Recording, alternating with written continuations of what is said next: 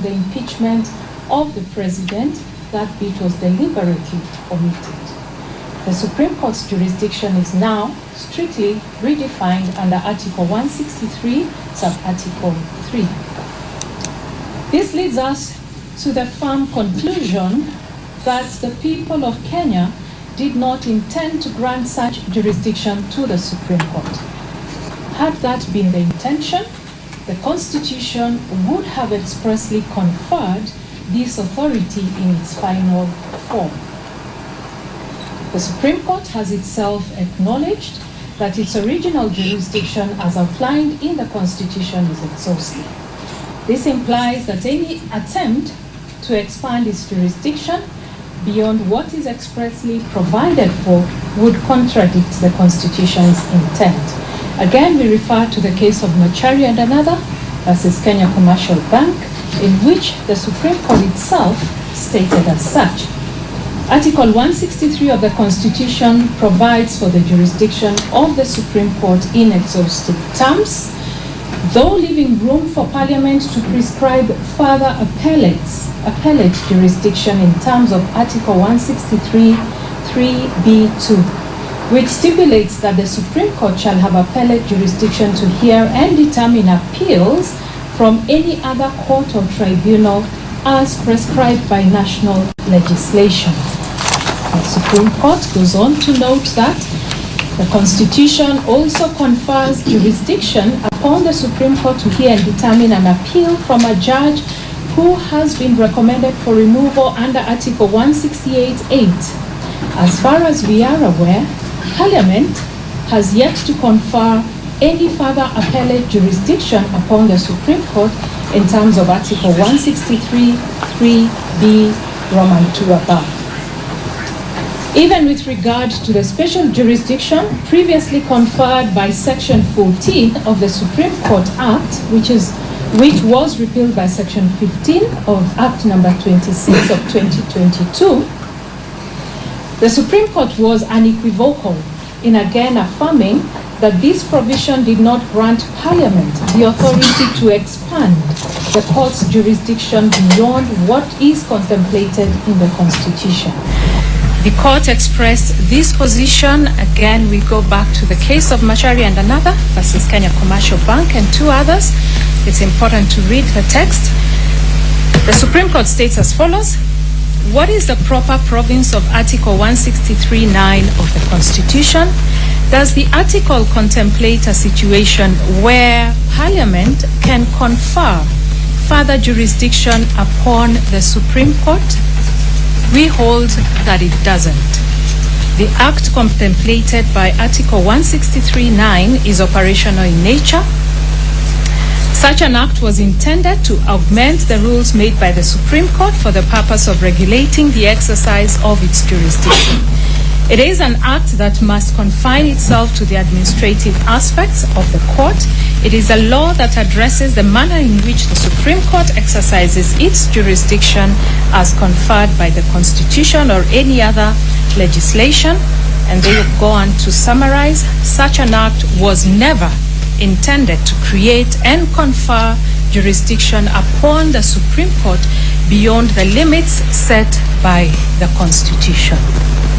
From this analysis, we have come to the conclusion that the jurisdiction to hear disputes arising from impeachment of the President and Deputy President does not lie with the Supreme Court within the realm of original and exclusive jurisdiction.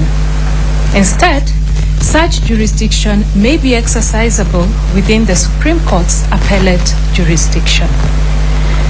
We now turn to the jurisdiction conferred on the High Court under Article 165(3) of the Constitution. Notably, the High Court is also vested with a broad scope of original and somewhat residual jurisdiction under Article 165(5), which grants this court jurisdiction over all matters except those explicitly reserved for the Supreme Court or for courts of equal status. This broad jurisdiction demonstrates a deliberate intention by the drafters of the 2010 Constitution to empower the High Court to address matters not expressly covered in the Constitution, ensuring that no legal issues, including, as what is before us, impeachment proceedings, fall outside the court's purview.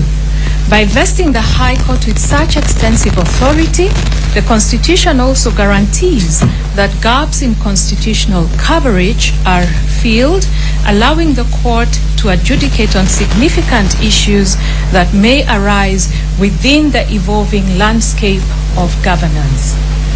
Within this framework, the jurisdiction conferred under Article 165(3) extends to adjudicating any alleged infringement of the Bill of Rights and interpreting the Constitution. In this context, Article 165(3)(d) Roman 2 expressly grants the High Court the authority to determine whether any act purporting to have been done under the authority of the Constitution or any law is inconsistent with or in contravention of the Constitution. This reinforces the High Court's pivotal role as the guardian of constitutional integrity, ensuring that all actions by state organs or individuals are in full compliance with constitutional dictates. A closer examination of the Constitution confirms that the drafters expressly intended to exclude the High Court from hearing appeals related to tribunals established under Article 144. Given this explicit exclusion, and against the foregoing discussion, if the drafters had similarly intended to bar the High Court from determining disputes under Article 145, they would have done so with equal clarity. Nothing would have been simpler, in our view, than to expressly exclude such jurisdiction in the same manner. The absence of such an exclusion with respect to Article 145 strongly suggests to us that the drafters intended for the High Court to retain jurisdiction over such impeachment matters. This approach to interpretation, whereby jurisdiction is said to be unlimited in the absence of any explicit limitation, is supported by the Supreme Court in their decision in the case of R versus Karisa Chengo. The Supreme Court noted as follows, we quote, "The limits of this authority are imposed by the statutes, charter or commission under which the court is constituted and may be extended or restricted by like means. We emphasize that if no restriction or limit is imposed, the jurisdiction is said to be unlimited." The quotation goes further, but that is the emphasis statement. It is undisputed that the impeachment of the Deputy President is a constitutional process outlined in Article 145 of the Constitution. The authority to determine whether the merits and procedures of such an impeachment process align with constitutional requirements therefore falls squarely within the jurisdiction of the High Court as provided for under Article 165(3)(2). The role of the courts in an impeachment process was reiterated by the Supreme Court in the case of Sonko versus Clark, County Assembly of Nairobi. That is another quotation that we have reproduced in our ruling when you get to read it. The court went on to state that the impeachment architecture in the Constitution, the law, and the standing orders leaves no doubt that removal of a governor relates to accountability, political governance, and personal responsibility, and not necessarily about criminal responsibility. It follows that insofar as the process of removal of a governor from office is concerned, the court's role is confined to deciding whether the governor's constitutional rights and fundamental freedoms have been breached in the process and whether the procedures for removal from office have been followed without the court constituting itself into any of the two constitutional organs in whose hands the power to remove is vested. While we acknowledge that this referenced decision pertains to the impeachment of a governor, we maintain that the same constitutional principles apply to the impeachment of a deputy president. And accordingly, we do hereby find and hold that this court has the jurisdiction to sit and determine the matter that is before it. The second issue is whether the matters raised in the consolidated petitions are justiciable. Ordinarily, an application for conservatory orders concerning the subject matter of a suit is relatively straightforward, as the law in this area is well established. However, the current applications before the court are far from routine. These applications are imbued with political maneuvering between the applicants and the respondents. In essence, power struggles involving other constitutional organs have been brought before this court for a legal solution. As a result, this court has become the stage upon which political excesses are to be examined and resolved. Inevitably, such cases evoke intense emotions. The impeachment case of the first petitioner currently before this court exemplifies the dilemma faced by the judiciary when handling cases that straddle the line between legal and political domains. There is no doubt that many are watching to see how the court will navigate this delicate issue, one that has significant implications for the doctrine of separation of powers among the three arms of government. Answering this issue requires a brief analysis of the doctrine of separation of powers in relation to the doctrine of justiciability. French political philosopher Montesquieu first formulated the doctrine of separation of powers through his seminal work, L'Esprit de Louis, in other words called the Spirit of Laws, which was published in 1748.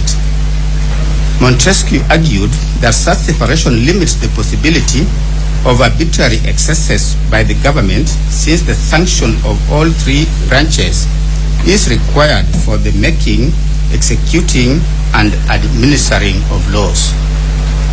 The Constitution of Kenya 2010 clearly delineates the three arms of government, each with its own distinct personnel and roles, as set out under Chapters 8, 9, and 10.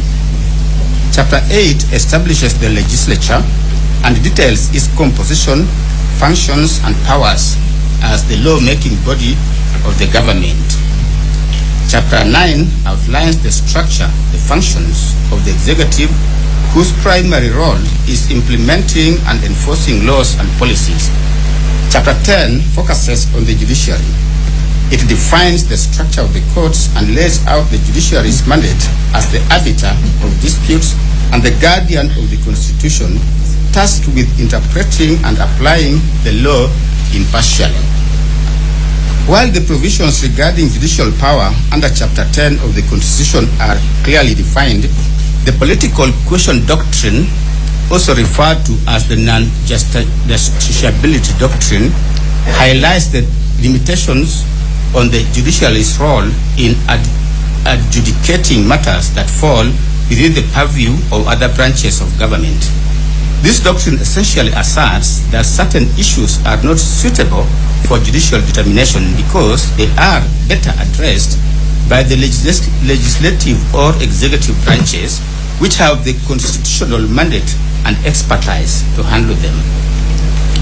Black's Law Dictionary, 10th edition, at page 943 to page 944, defines justiciability as a matter that is, in quote, proper to be examined in courts of justice, or a question as may properly come before a tribunal for decision, close quote. There is an abundance of judicial pronouncements expounding on the doctrine of the political question. For instance, in Marbury versus Madison, Chief Justice John Marshall established the principle that while the courts have the authority to interpret the law, certain political questions are outside the scope of judicial review. The case underscored that where the Constitution assigns duties to other branches of government and does not provide standards for the judiciary to assess those duties, the matter is deemed as non-justiciable. Closer home, in William Odhiambo Ramogi and two others, versus Attorney General, a five-judge bench observed as follows.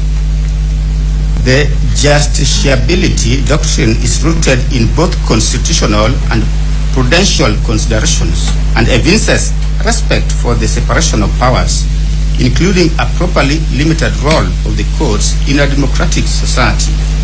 One justiciability concept is the political question doctrine, according to which courts should not adjudicate certain controversies because their resolution is more proper within the political branches. In Baker versus Carr, the United States Supreme Court outlined 6 matters that could present political questions as follows. 1, a textually demonstrable constitutional commitment of the issue to a coordinate political department. Or 2, a lack of judicially discoverable and manageable standards for resolving it. And 3, the impossibility of deciding without an initial policy determination of a kind clearly for non-judicial discretion. 4, the impossibility of a court's understanding undertaking independent resolution without expressing lack of the respect due to coordinate branches of government. And finally, an unusual need for questioning adherence to a political decision already made and the potentially of embarrassment from multifarious pronouncements by various departments on one issue.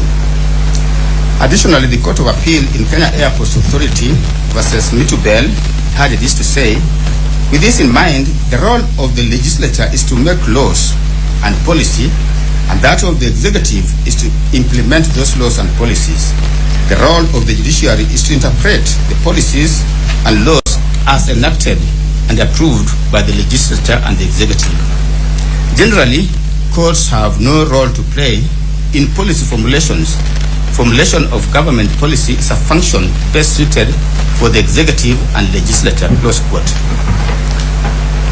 In Kiriro versus Ngugi, a 3-judge bench had this to say: a court must satisfy itself that the case before it is not caught up by the bar of non-justiciability. The concept of non-justiciability is comprised of 3 doctrines. Firstly, the political question doctrine. Secondly, the constitutional avoidance doctrine. And thirdly, the ripeness doctrine. The doctrines are cross-cutting and closely intertwined. We shall, however, endeavor to, as far as possible, delimit the operation of each doctrine in isolation. Close quote. This bench starts with determining whether the issue of the impeachment of the deputy president falls within the category of cases where the concept of non-justiciability would prevent this court from hearing and deciding the matter. The essence of this question lies in assessing whether the political question doctrine would apply, thereby barring the court from intervening in what might be considered a matter reserved for legislative or executive branches under the Constitution. Learned counsel Dr.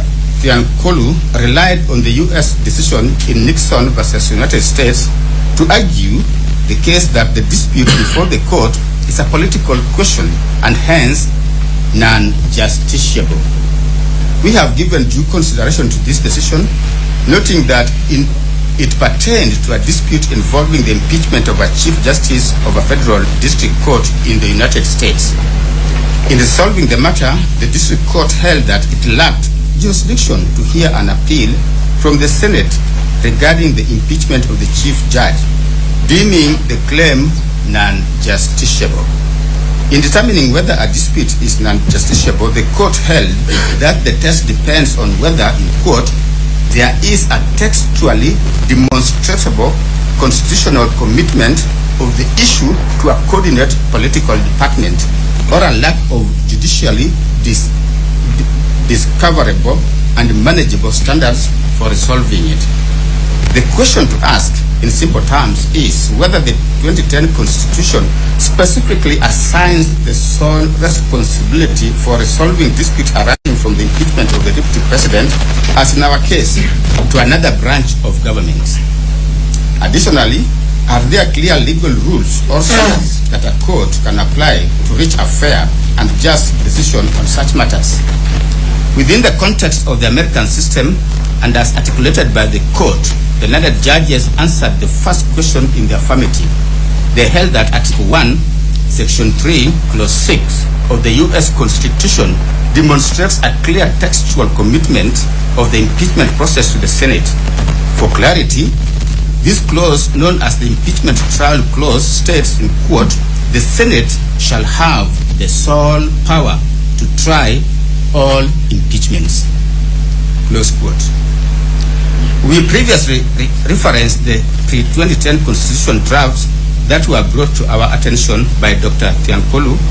What is evident from this text is that the people of Kenya clearly intended for the impeachment process to be a justiciable matter. This conclusion is supported by the fact that each constitutional draft contained provisions affirming this intent. This position is unsurprising when considering the historical context in which the Constitution was created.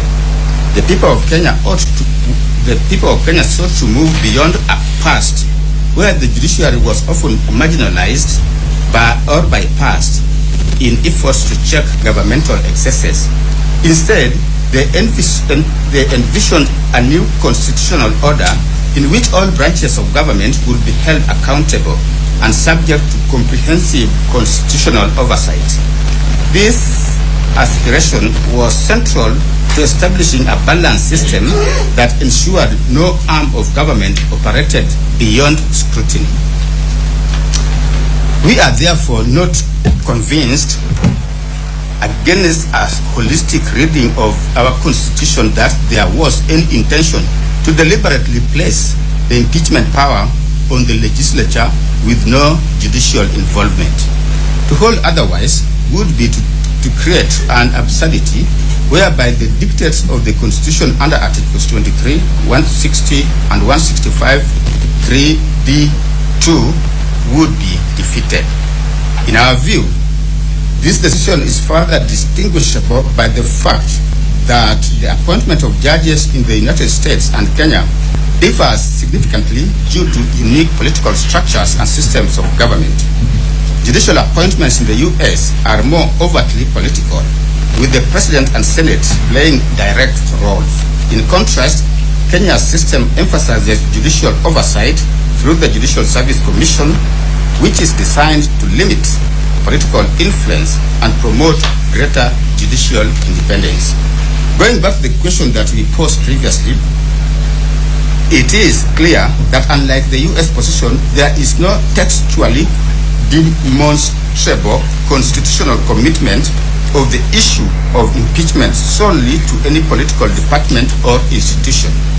Drawing analogies, the fact that the American context states that the Senate sits to solely try impeachment disputes is a major departure from the 2010 Constitution. Even though the requirements for the two-thirds vote and the taking of an oath are identical, the procedure and provisions of the Constitution, as we have spelled out, leave no doubt that the Senate is not the sole determinant of the dispute. We have already expressed ourselves succinctly on the jurisdiction that has been conferred to this court under the Constitution in our previous decisions. It is now well settled that there are instances in which the courts will and should interfere with political processes. A few decisions suffice to demonstrate this position. The Court of Appeal in Martin Nyaga Wambora and three others stated as follows at paragraph 62, the political question doctrine and the concept of separation of powers cannot oust the jurisdiction of courts to interpret the Constitution or to determine the question if anything said to be done under the authority of the Constitution or law is consistent with or in contravention of the Constitution as per Article 165, sub-Article 3D2. Equally, as we have seen in the case of William Odhiambo Ramogi, the court stated that there are constitutionally permissible situations where this court may interfere in the policy decisions of the government, and particularly if a policy decision is in equal or in actual or threatened violation of the fundamental rights guaranteed under the Constitution or in violation of other provisions of the Constitution. The necessity of vindicating constitutionally secured personal liberties and fundamental freedoms is the principal justification for the anti-majoritarian power that judicial review confers upon the court, and we are therefore reluctant to find that a claim of fundamental rights such as the one presented by the petitioner is non-justiciable, even though it may concern the political process or the internal workings of other government branches. Close quote. The crux of the petitioner's case centers on key questions, including whether the process was followed by the National Assembly and the Senate in the impeachment of the first petitioner, and whether the first petitioner was afforded sufficient time to prepare his defense against the impeachment charges. These issues strike at the heart of constitutional and procedural fairness, raising concerns about the extent to which legislative bodies adhered to the standards of due process as outlined in the Constitution. The petitioners contend that the impeachment process must align with the constitutional principles of fairness and justice, ensuring that any office holder facing such proceedings is provided with a reasonable opportunity to respond and defend against the charges. This court is therefore called upon to examine whether the procedural safeguards required by the Constitution were observed during the impeachment process, and whether any potential lapses could render the process flawed or unconstitutional. Such an inquiry will involve a careful review of the actions taken by the National Assembly and the Senate to determine if the principles of due process and fair administrative action were upheld. We take the view that, based on a holistic reading of the 2010 Constitution, the political question doctrine cannot oust this court's jurisdiction as granted under Article 165, sub-Article 3. Article 165, sub-Article 3 confers upon the High Court the authority to hear and determine questions regarding the interpretation of the Constitution and the legality of any acts or omissions by state organs. This provision underscores the High Court's critical role in ensuring constitutional compliance, even in politically charged matters. The Supreme Court of Kenya in Sonko case supports this position in its holding that impeachment proceedings are inherently political. They do not fall beyond the scope of judicial review. The court stated as follows. It's a fairly long quote. I've given it. In Martin Nyaga Wambora versus Speaker of the Senate, the Court of Appeal also held that judicial intervention in impeachment must be exercised cautiously. While conservatory orders may be issued to protect constitutional rights, they should not encroach upon the legislative process unless clear evidence of constitutional or procedural violations exist. The court underscored that judicial intervention should respect the separation of powers, ensuring that the judiciary does not undermine the functions of elected bodies. South African courts have similarly addressed the scope of judicial intervention in impeachment process, emphasizing the balance between constitutional oversight and respect for the separation of powers. A notable example is Economic Freedom Fighters versus Speaker of the National Assembly and others. This is a 2018 matter which involved impeachment proceedings against former President Jacob Zuma. In this case, the Constitutional Court affirmed that while the judiciary has the authority to ensure that impeachment proceedings comply with constitutional requirements, it must exercise restraint to avoid encroaching on the disciplinary functions of the legislature. The court made it clear that judicial intervention is warranted only when necessary to correct political procedural irregularities, or constitutional violations. The ruling highlighted that conservatory orders should be applied with caution to prevent unwarranted intrusion into the legislature's domain. The court had this to say, in quote, "Courts must be careful not to impose themselves in a matter that disrupts the legislative process or undermines the authority of Parliament. Judicial oversight is essential to safeguard constitutional rights and ensure procedural fairness, but it should not extend to directing how the legislature carries out its internal disciplinary proceedings unless there is clear evidence of procedural defects or breaches of the Constitution." This decision underlines the principle that the judiciary's role in impeachment matters is not to take over legislative functions, but to ensure that such processes are conducted in a manner that respects constitutional norms and procedural fairness. It reinforces the idea that while the doctrine of separation of powers is crucial, it does not preclude judicial oversight when fundamental constitutional principles are at risk. It is therefore our finding, based on the above, that the Constitution of Kenya has clearly delineated independent and distinct paths for the three arms of government. Accordingly, this court's intervention in the matter before it is warranted through a very narrow window that allows for oversight in cases where constitutional infractions are alleged in the impeachment process. This position is reinforced by our previous determination that the petitioners have established a prima facie case in the petitions before this court. And I will handle the third issue, that is whether the conservatory orders in place should be confirmed. We reiterate that we dealt at length with the nature and principles for consideration in application seeking conservatory orders. That was in ruling number 1, which we delivered some few days ago. We adopt that discussion as part of this ruling by your reference, and suffice to say that the three main principles for consideration are as follows. The first one being that the need for the applicant to demonstrate an arguable prima facie case. The second, whether the public interest will be served or prejudiced by a decision to exercise discretion to grant or deny a conservatory order.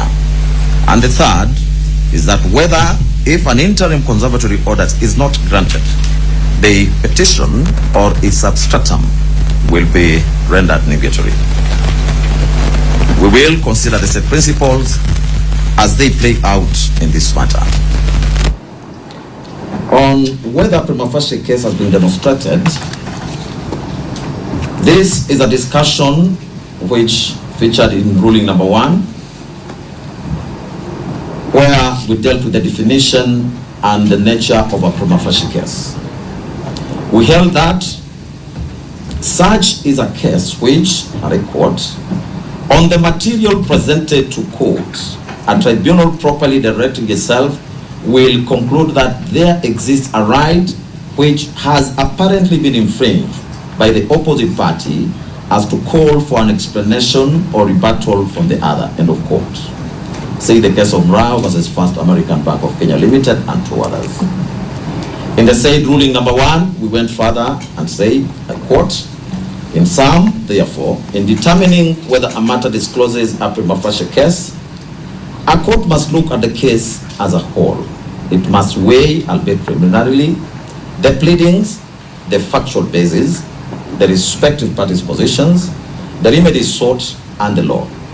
In doing so, a court must be guided by Articles 22, Sub-Article 1, and Article 258, Sub-Article 1 of the Constitution, which provisions are on the right to institute court proceedings whenever a right or fundamental freedom in the Bill of Rights has been denied, violated, or infringed, or is threatened, or when the Constitution has been contravened or is threatened with contravention, end of quote.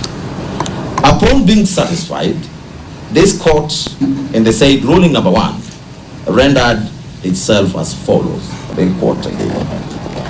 Applying the above in this matter, and without much ado, we are satisfied that the consolidated petitions raise constitutional issues that require further judicial consideration. End of quote. This court has not deviated from the above position. We reaffirm that the consolidated petitions in cohort number 1 and in cohort number 2 still raise constitutional issues requiring further judicial interrogation. The second issue is whether with public interest considerations. Black's Law Dictionary describes public interest as the general welfare of a populace considered as warranting recognition and protection, something in which the public as a whole has stake, especially in something that justifies government regulation. In ruling number 1, we found and held that, quote, public interest tilts in favor of allowing the constitutional process to proceed unhindered, end of quote. To therefore understand how public interest factors into this matter, it is necessary to examine the historical context of the office of the now Deputy President. Naturally, the starting point is the retired 1963 Constitution, which hereinafter will be referring to as the 1963 Constitution. Chapter 2 of the 1963 Constitution addressed the executive, with part 1 thereof focusing on the President and the Vice President. Section 4 of the 1963 Constitution established the office of the President as follows, I quote, there shall be a President of Kenya who shall be the head of state and Commander-in-Chief of the Armed Forces of the Republic, end of quote. Section 6 addressed a vacancy in the office of the President. And I may not go through all that, but it's in the ruling, you'll find it. Section 15 of the 1963 Constitution dealt with the office of the Vice President. This one I will read. Section 15, subsection 1, read as follows, I quote, there shall be a Vice President of Kenya who shall be appointed by the President. Subsection 2, the President shall appoint the Vice President from among the ministers who are elected members of National Assembly, provided that no appointment to the office of Vice President shall be made at any time when the functions of the office of President are being exercised by any person other than the President. Subsection 3, the Vice President shall be the principal assistant of the President in the discharge of his functions. We have emphasized that provision. Subsection 4, the Vice President shall not enter upon the duties of his office unless he has taken and subscribed the oath of allegiance and such oath for the due execution of his office as may be prescribed by Parliament. 5, during his tenure of office, the Vice President shall not hold any office of profit other than those of Vice President, Minister, and a member of National Assembly. Subsection 6, the office of the Vice President shall become vacant A, if the President so directs. B, if the holder of the office ceases to be an elected member of the National Assembly otherwise than by reason of the dissolution of Parliament, or C, upon the election of a person to the office of President. It follows that under the 1963 Constitution, the Vice President serves solely as the principal assistant to the President in the discharge of the presidential functions. The Vice President had no other duties and could be dismissed by the President at will. After a lengthy and others 20-year pursuit for constitutional reforms, Kenyans ultimately adopted a new constitution in August 2010, which we'll be referring to as 2010 Constitution just to distinguish it with the 1963 Constitution. The 2010 Constitution has been widely praised as transformative, particularly for its fundamental restructuring of the country's constitutional and governance framework. The 2010 Constitution establishes the executive in chapter number 9. Article 131 outlines the authority of the president, while Article 132 details the functions of the president. Article 147 provides for the functions of the deputy president as follows.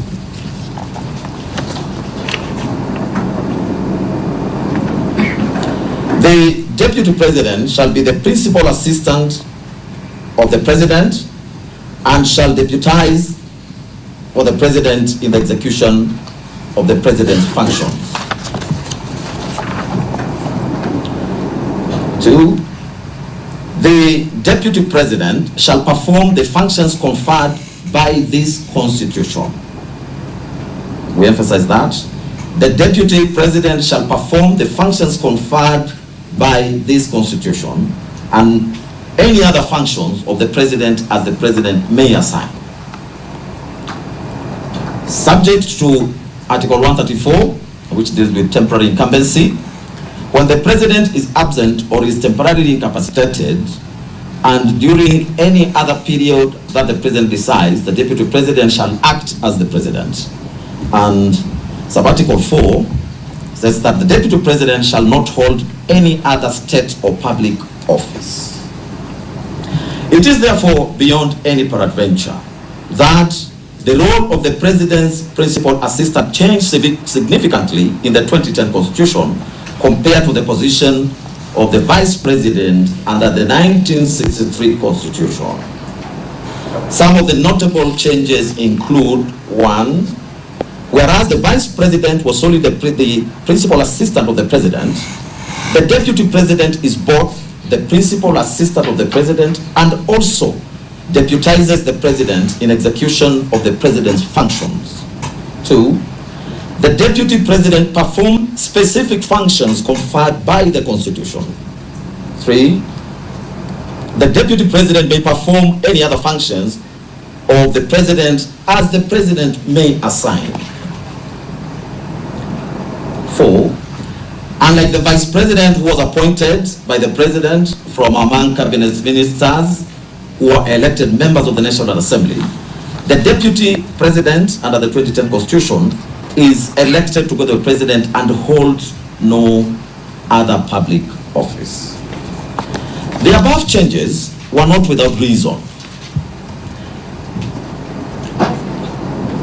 In the book, The Constitution of Kenya, commentary by Louis and Pierre Lumumba, this is the second edition, Strathmore University Press, they are 2019 at page 453. The two eminent authors had this to say, and I quote: "With the other arms of government considerably weakened, the executive personified in the president exercised unchecked powers. Indeed, during the constitutional review process, the CKRC noted that the powers granted by the Constitution and the ordinary laws to the elected president seemed to share characteristics with those of the colonial governor. It then resolved during the constitutional making process to divest some powers from the president with the aim of avoiding an imperial president." End of quote. The above cannot be far from the truth. In the pre-2010 constitutional era, the president held immense powers, including the ability to appoint and dismiss the vice president at will and the discretion to assign or to withhold duties for the vice president. Consequently, the vice president served entirely at the president's mercy.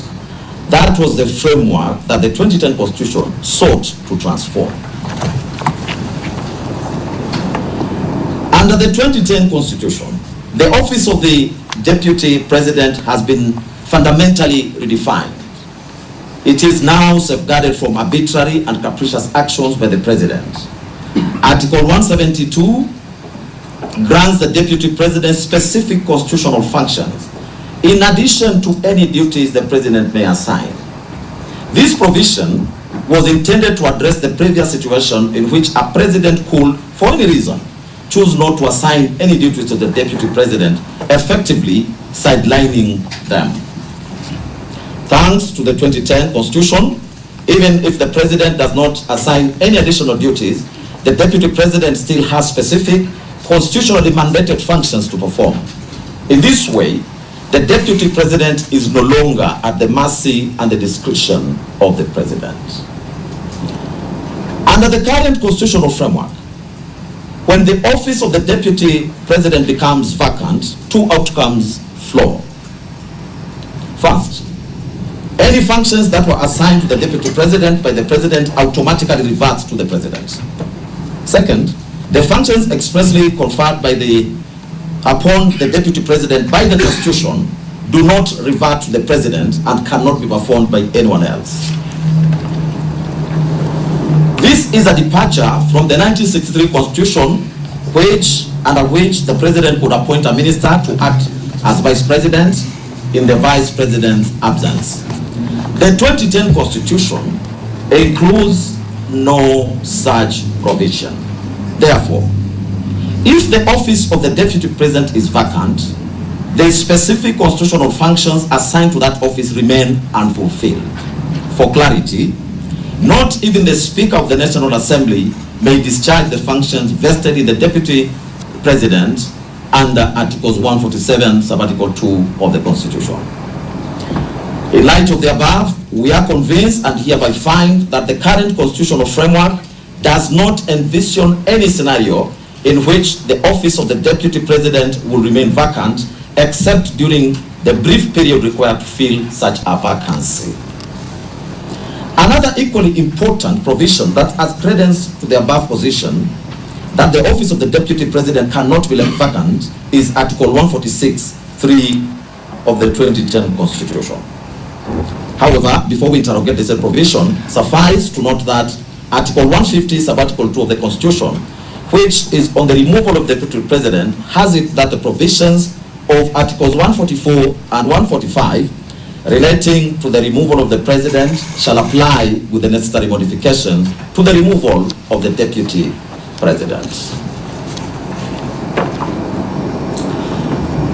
Returning back to Article 146, which article deals with the vacancy in the office of the president. Sub-Articles 1, 2, and 3 of that article provide that follows. These ones I'll read. Sub-Article 1, the office of president, deputy president, shall become vacant if the holder of the office A, dies, B, resigns, in writing addressed to the Speaker of the National Assembly, or otherwise ceases to hold office under Article 144, which deals with removal of president on grounds of incapacity, or Article 145, which deals with removal of president by impeachment, or under any other provision of the Constitution. Sub-Article 2, when a vacancy occurs in the office of president or deputy, 1, the deputy president shall assume office as a president for the remainder of the term. 2, if the office of the deputy president is vacant or the deputy president is unable to assume the office of president, the Speaker of the National Assembly shall act as president, and an election to the office of president shall be held within 60 days after the vacancy arose in the office of president. Sub-Article 3, a person who assumes the office of president under Clause 2A or following an election required by Clause 2B shall, unless otherwise removed from office under this Constitution, hold office until a newly elected president is sworn in following the next regularly scheduled election under Article 136, Sub-Article 2A. End of Sub-Article 3. Therefore, to us, a holistic reading of Article 146 alongside Article 152 of the 2010 Constitution, and in relation to the filling of a vacancy in the office of the deputy president in this matter, yields the meaning that the person who assumes the office after the impeachment of the deputy president shall, unless otherwise lawfully removed from this office, hold that office until further orders of this court or until the current term of the president ends, whichever comes first.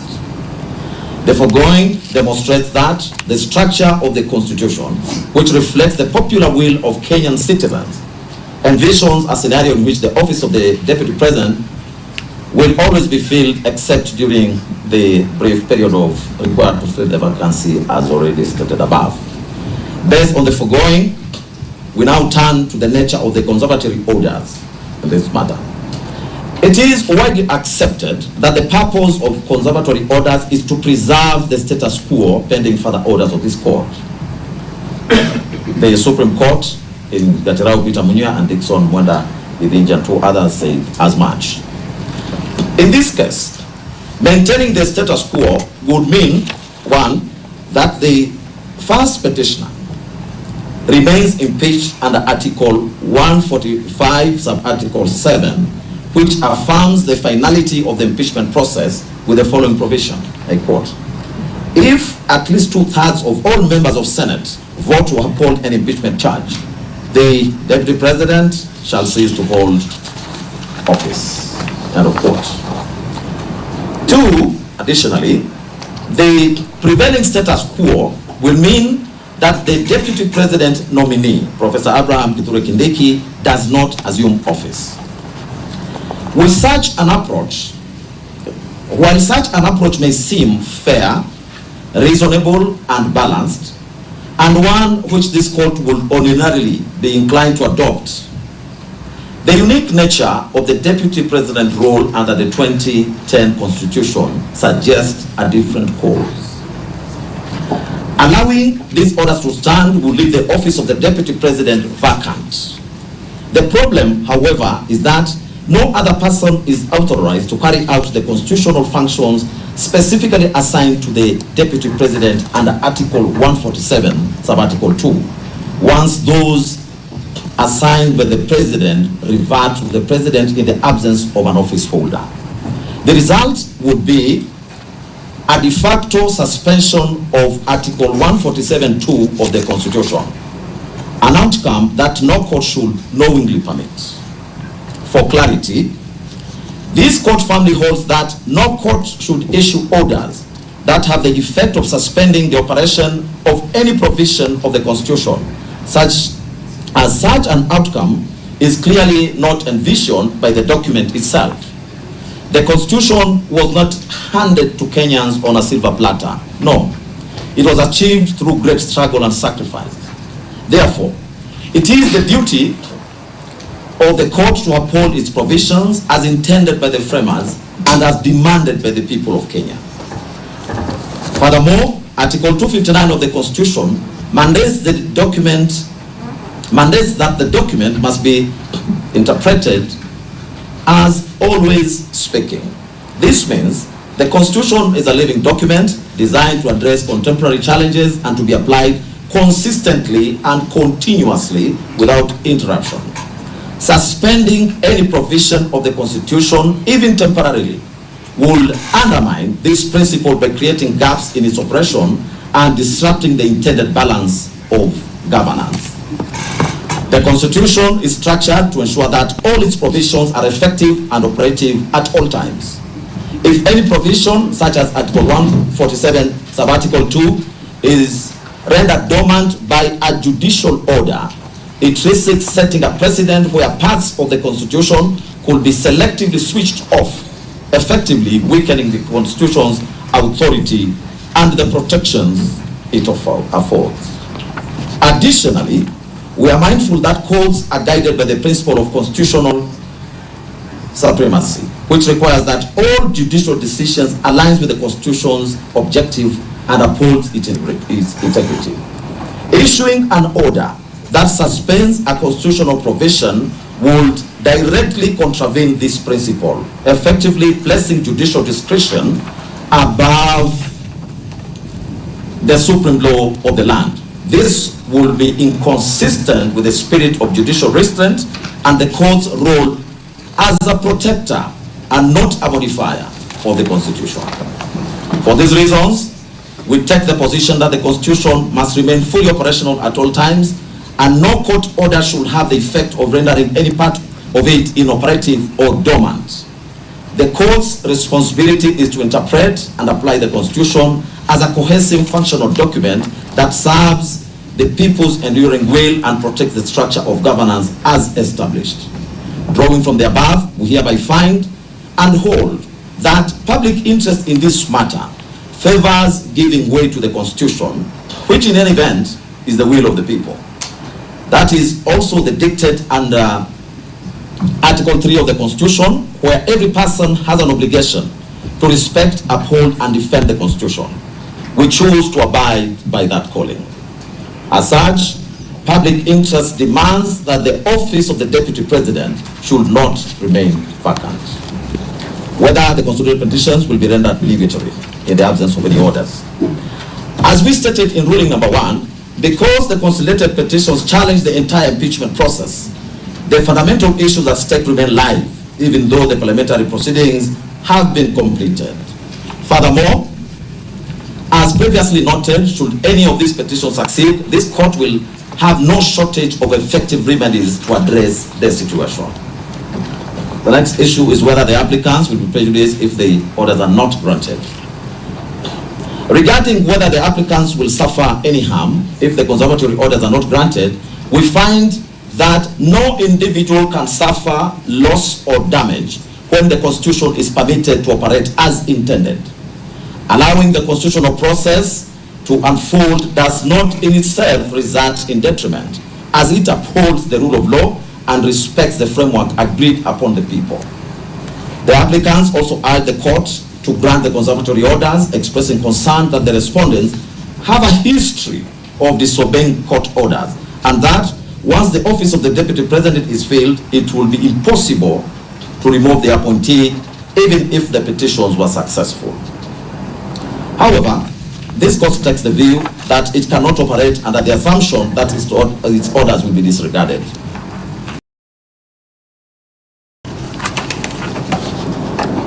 This country has legal mechanisms to address any acts of disobedience of court orders. Moreover, the Honorable Attorney General, through Senior Learned Counsel Professor Gachagua, has given an undertaking to comply fully with any orders which will be issued by the obedience of court orders. Moreover, the Honorable Attorney General, through Senior Learned Counsel Professor Gachagua, has given an undertaking to comply fully with any orders which will be issued by this court in this matter.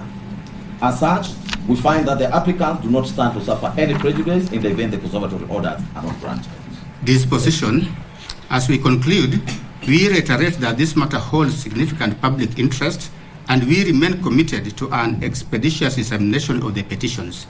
Therefore, we will further provide directions within this ruling. Consequently, the following orders are hereby issued. 1. The applications for conservatory orders are hereby disallowed. 2.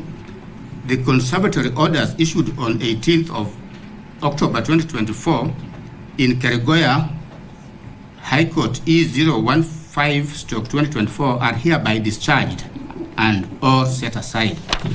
Costs of these applications shall be in course.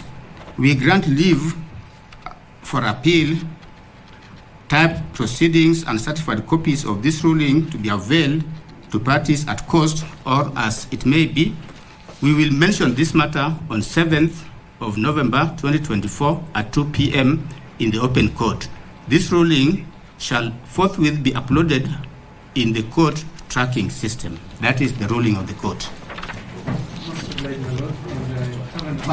My Lord, do want to take this opportunity to thank your lordships for the time that you have taken and the judiciousness with which you have expedited the applications. And I also want to thank my colleagues from the respondent side and from the applicant side for the maturity with which this matter has been handled. We are most grateful, my Lord. Thank you. My Lord, my name is Michelle Dudley for the Deputy President, and I wish to make an application. The application I wish to make is called the Madhu Paper Injunction. Madhu Paper International, quite a famous case. In the common law, it's called the Erin Ford Injunction. My Lord, the mother paper injunction operates on quite a simple premise, the premise of human vulnerability. In the case of Eringford, where that injunction originates, Justice Megal, after dismissing an application for injunction like you have now, found still that there could be the slightest chance that he was wrong. Here, there could be the slightest chance that you're wrong. Last week, this court gave the Deputy President leave to appeal. We thank the court for that generosity. The Deputy President has appealed. He also has pending before the Court of Appeal an application for stay of these proceedings. And that application comes up on the 6th of November 2024. My Lord, operating on the premise of human vulnerability, the foundation of the Eringford or Madu Pepper injunction, we request you to recognize that you could be wrong. And if you're wrong, then the pending proceedings before the Court of Appeal would be rendered nugatory. To avoid that possibility, the possibility that the Deputy President's right to appeal, which you recognized and affirmed and upheld by giving him leave to appeal, even where he needed none, we ask you to issue a Madu Pepper injunction. We do not seek an indefinite injunction. We seek an injunction until 6th of November 2024, when we are next before the Court of Appeal. Thank you, my Lord. We also have a moment by the chair. The Black Bulldog. Yeah. My lords, I want to associate myself with the submissions made by my learned friend, and also state that I have listened keenly to the ruling that has been delivered by this honorable court. While we largely disagree with it and have a right of appeal, Your Lordship, it is imperative for us to know or to assess how that office of the Deputy President will be filled. This court has affirmed its commitment to observe the rule of law and protect the Constitution as decreed under Article 3 of the Constitution. It follows therefore, Your Lordship, my ladies, that the filling of that vacancy must flow or must follow the Constitution. And as such, Your Lordship, and as much as I have not heard the court address that very pertinent issue, it is my submission, Your Lordship, that I rise under Rule 23.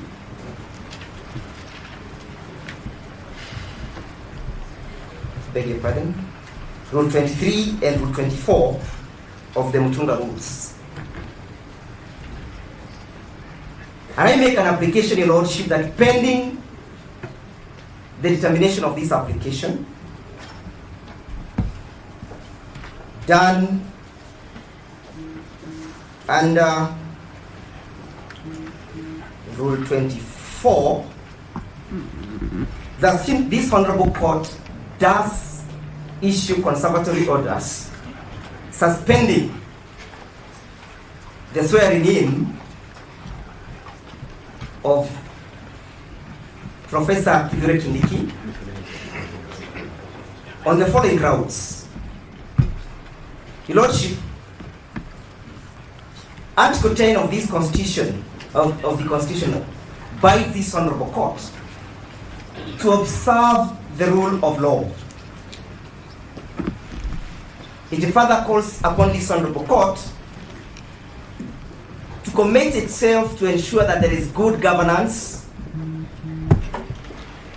there is accountability and transparency in the manner in which matters are done or functions are executed. My Lord, with your kind permission, It's an application. Mr. General has referred to an application for which the application through. Some orders pending, but we haven't seen any application without that. Yes, Your Lordship, if Mr. Kamoso was keen to read the rules, the Mutunga rules allows me to move you informally.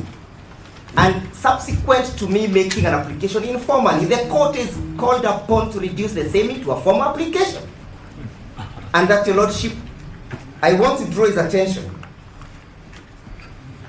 to Rule 24, Sub-Rule 1. An application under Rule 23 may be made by way of notice of motion or by an informal document. Your Lordship, permit me to proceed with the grounds of my application. It is clear, Lordship, that the court... If I may, I respect my I respect Mr. Njiru. He's referring to an application that is non-existent. Either is referring to E554, so I'm going to sit down.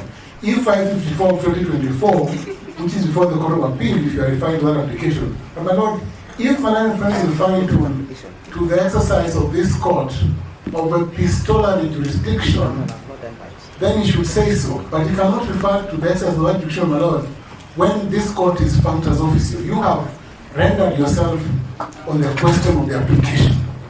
And therefore, they cannot urge an application unless they say, my Lord, number one, is either served on us, or two, my Lord, because there's already an application for stay under Section 5(2)B of the Appellate Institutions Act before the Court of Appeal that is live and that has a date. This court would not have jurisdiction to entertain any other application for stay. They tried making an application for the Court of Appeal this morning using the same issues, my Lord, and the Court of Appeal rejected the application. They were told to serve everyone else. So, my Lord, for my Lord friend to come here and to seek to apply for stay again, having a second bite at the cherry, is dishonest, my Lord. It's dishonest. That before the Court of Appeal. May I suggest, that could be your response to the application which will be made by Ndegwa? Yes, if there's an application. Yeah. Thank you, Your Lordship. Your Lordship, permit me to move on with my application, and I ask Professor Ojenda to have a look at the rules that I've just referred to. That, Your Lordship, you be kind enough to interrogate the circumstances under which that office shall be filled. Your Lordship, it is on record, and I invite the court to take judicial notice, that there is a clear non-existence of a crucial state organ that's supposed to oversee the processes of filling of that office in the name of the Independent Electoral and Boundary Commission. Your Lordship, the Independent and Boundary Commission is created under Article 88 of the Constitution, and the functions are created therein. One of the functions, my lady, is to maintain a voters register, is to register voters. Under Article 99, Your Lordship, of the Constitution, as read together with Article 137, creates the qualifications upon which the President or the Deputy President must attain if one is to hold office.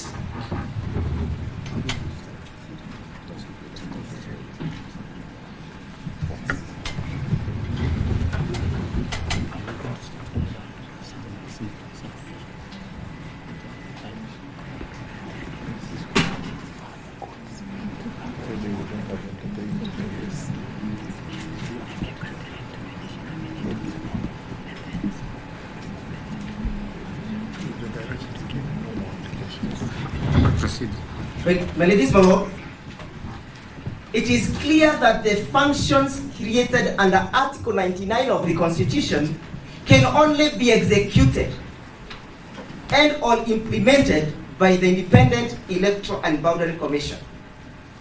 It goes without saying, my ladies, my lords, that a deputy president designated or nominated must attain those qualifications. That is to mean, my ladies, my lord, that there must be an organ that will give a clean bill of health to say or to suggest that Professor Kithure Kindiki attains these qualifications. My lords, my ladies, I refer to the memorandum that was sent to the Speaker of the National Assembly by the President of the Republic of Kenya, dated the 18th of October 2024.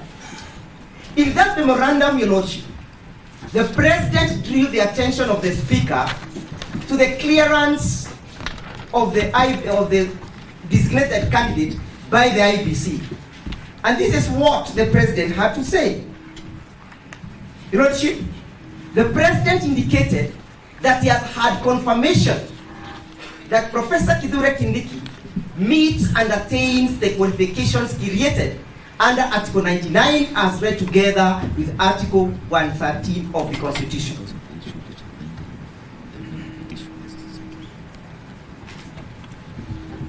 My ladies, my lords, when the President of the Republic referred to the IEBC, and I call upon the court to take judicial notice of that document, it was a presumption that that confirmation was done by the Electoral and Boundary Commission as created by the Constitution. But ladies, my lords, it's my humble appeal that this honorable court does fight in my favor to issue the conservatory order on the basis that there is no clearance that has been issued by the IBC. You all know, my ladies, my lords. My lord, may I kindly seek your guidance? When Mr. Giro started off, we thought it would be a simple and a straightforward application.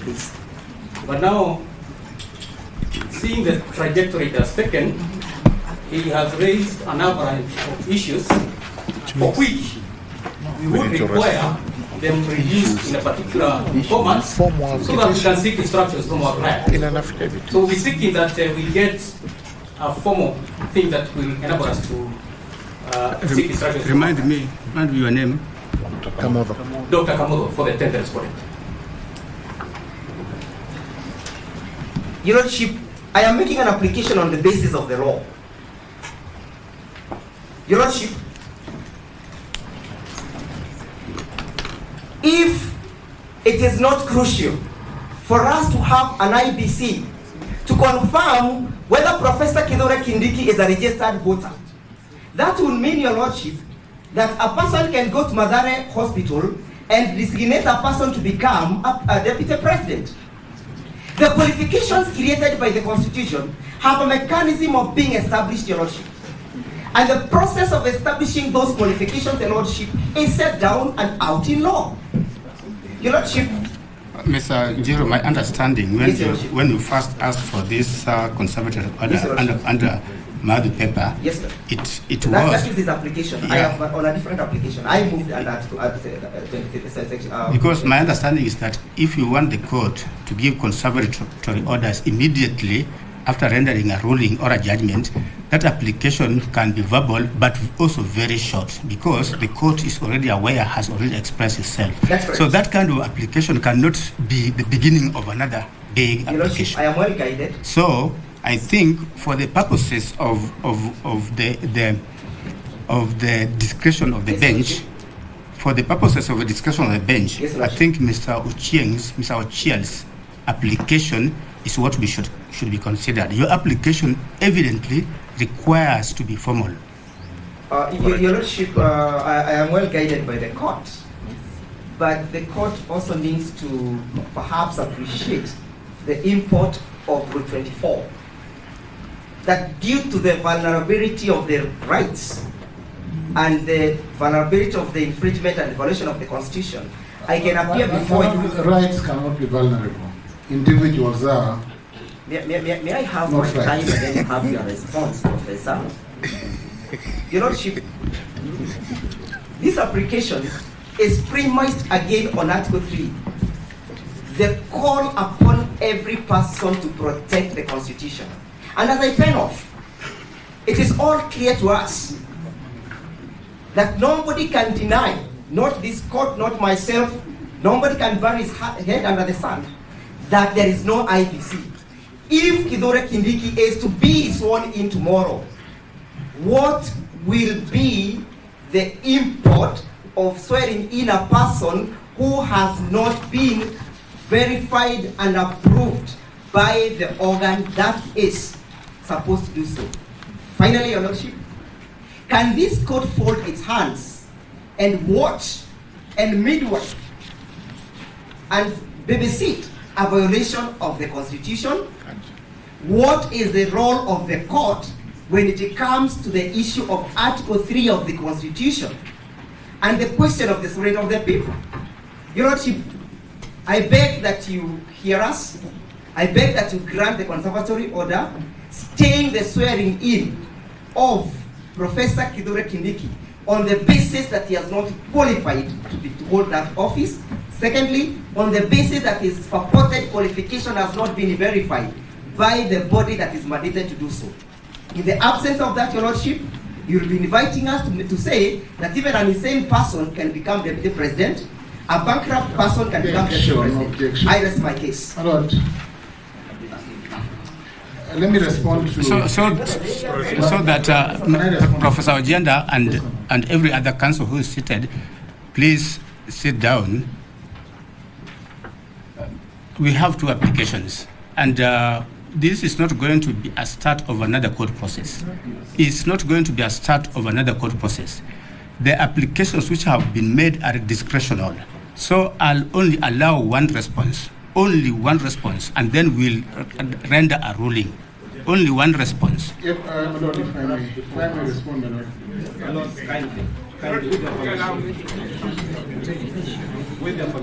My Lord, you made a ruling. Okay. Okay, let me hear two people from this side. And two people. You're one person.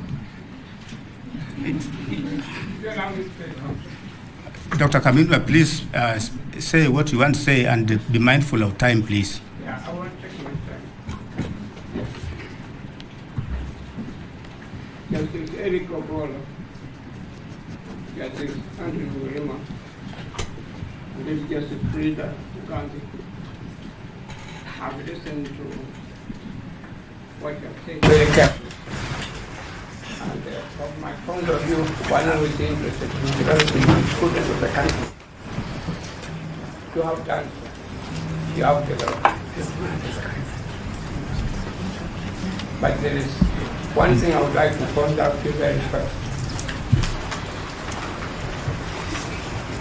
That we are operating in very dangerous waters with the form of current. And this is an area where we have to call for wisdom. We have called for deeper understanding of human nature and for deeper understanding of the society in which we live in Kenya. And what I'm saying to you is reflected in my broad reading of the authorities indicated in the United States of America.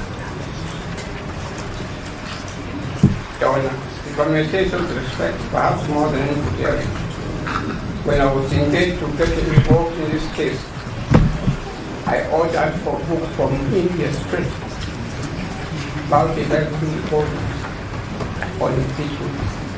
And I've taken the trouble to read them day and night. And one thing that has emerged from all these authorities when I was reading them very carefully is that the court in the United States have continued to think very carefully how will this judgment be received by the people, by the consumers. How will it be received? Is it a judgment that will continue to promote stability in the country? Is it a judgment that will continue to promote the rule of law? Is it a judgment or ruling will continue to promote stability in the country? And it's here that I'm inviting you very respectfully that you consider the able remarks of my learned friend, Mr. Gachagua, that we should not, and my Prime Minister, only it's one-sided. We should not ignore what they are saying back here. But it looks good. With all respect, I finished it now. we don't want to move out of this court. I'm going to take it And then all of a sudden we are told that we are protest now. I'm not trying to. Just hold on. All that I'm saying to you, you're not. Sorry, my lords. The utterances by the Honorable Dr. Hamino, Council, are. I'm giving you the title, sir. No, what I'm saying, let me say what I'm. And unfortunately, they're insightful, they are trying to preempt matters that are not before this court. We do not know and we cannot speculate that anyone is going to be happy or unhappy about it. The sword of justice cuts both ways. There are those who are going to be happy, there are those who are going to be unhappy. That is how life is, but you cannot incite by saying from here, we will have protests, we will have what? We do not know of that. And unfortunately, my lords, I ask you to kindly restrain him from taking that route. With your kind permission, Your Honor. Sorry.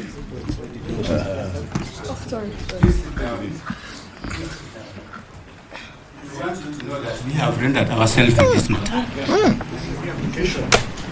We have rendered ourselves in this matter, and we are not going to open this matter for a further court proceeding. There are two applications before the court, one by Dedlo Chieng and one by Ndegwa. After Dr. Kamuna has spoken, we'll allow two people to respond, and then we'll make a ruling. Thank you. I know that was also you indicated we have two people, and I was prepared to make an application. Continue, Dr. Kamuna. You know, I'm actually, it's only one sentence. When you read the book, I have referred to authorities in America. The judges have made a finding along this line.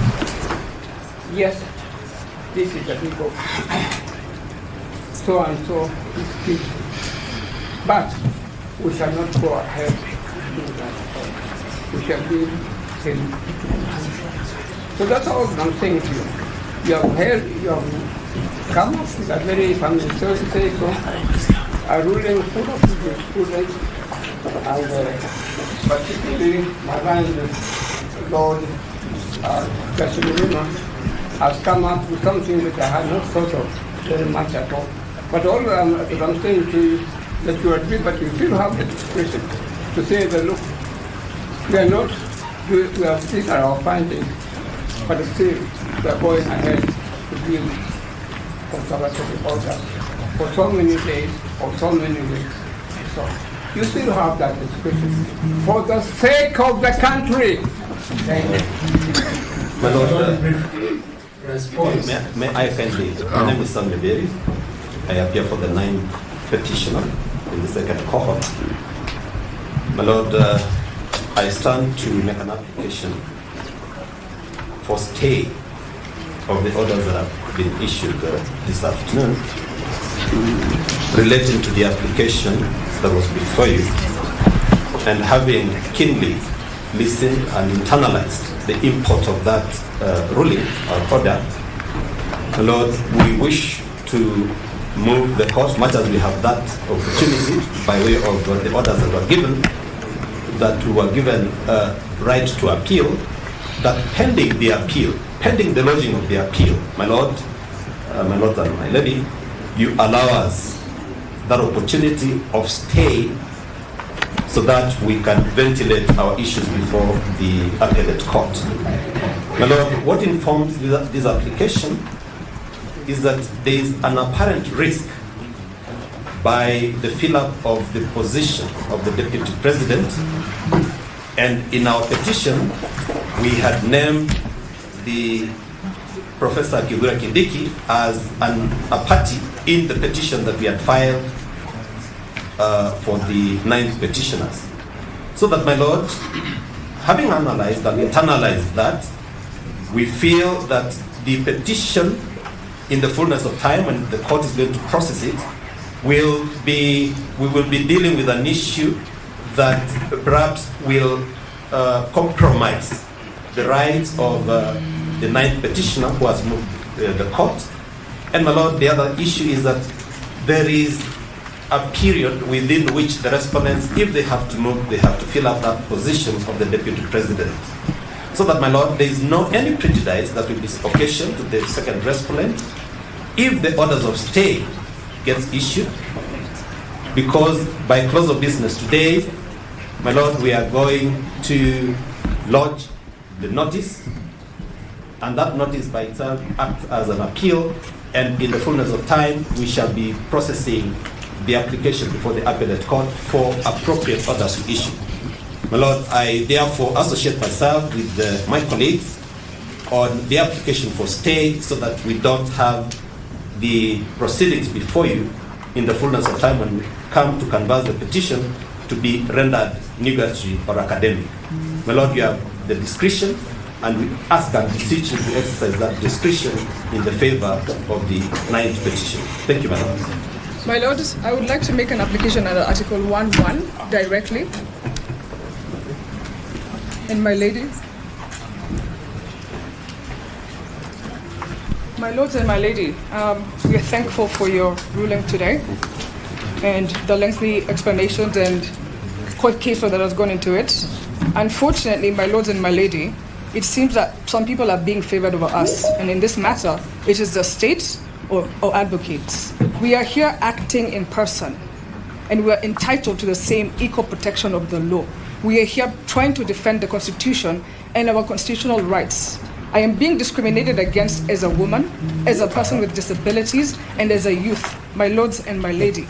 We filed our application on the 8th of October 2024, and we thought that we'd be enjoined as interested parties to participate in Tuesday's proceedings, but we were not. So we did not have the time to ventilate our issues properly. My lords and my lady, we are asking you to stay your orders for 7 days, as you have told us to come back on the 7th of November, so at least we get a fair chance, a fair fighting chance as a sovereign to also ventilate our issues properly. The state cannot override us, and advocates cannot override us, my lords and my lady. This is a court for equality, and we are asking for equality. My lords and my lady, we also appreciate that regardless side has asked for 7 days to appeal. Kindly consider us in, because there is no point in justice. It will be granted to some petitioners, and others will just be thrown under the bus and into the darkness. Thank you. If I may respond. Can you just clarify your application? You say it's dated the 8th of October 2024. It's petition E541 of 2024, who was seeking stay orders to stay the proceedings in the National Assembly based on Article 32.1, freedom of conscience, and Article 33, freedom of expression. Maybe with your kind permission. Let me clarify.